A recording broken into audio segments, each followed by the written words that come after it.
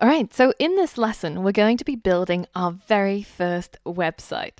Now, because we've only talked about HTML so far, so how to structure websites using HTML elements, and we haven't yet gotten to the part where we've learned about styling using CSS, then we're kind of limited in terms of the kind of websites that we can make.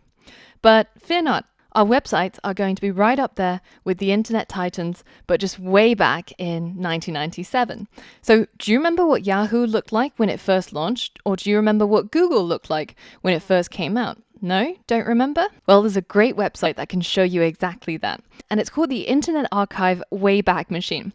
And you can find it at web.archive.org. Now in here, if you just enter the URL of a website that you're interested in, say yahoo.com, then it shows you what this website looks like all the way from 1996 to current day, which is 2017. Now let's have a look at what Yahoo looked like originally on the first day it was crawled, so 17th of October, 1996. So let's go ahead and click on that snapshot.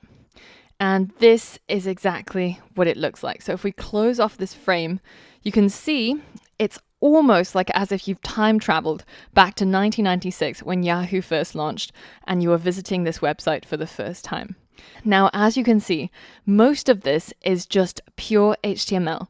It's a lot of structure and a lot of formatting, but it looks really ugly. But it's okay because it's a great place to get started with. So this is the sort of website that we're going to be building by the end of this module.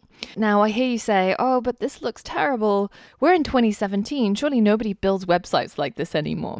Well, this is an interesting anecdote that you might not know.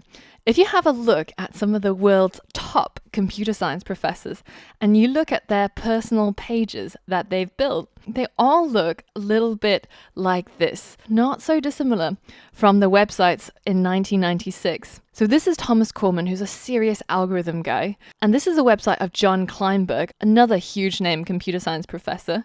And of course, the king himself, Donald Knuth, has a website that looks like this. So if it's good enough for these computer science titans, then it's probably good enough also for our very first website. So by the end of this module, we're going to build a website that looks much like this. Something that we can put up online to show what we've done, our CV, as well as our hobbies and things that we like to do. So you can use it as a personal site or somewhere to list your CV online. So I hope you're excited because I'm super excited.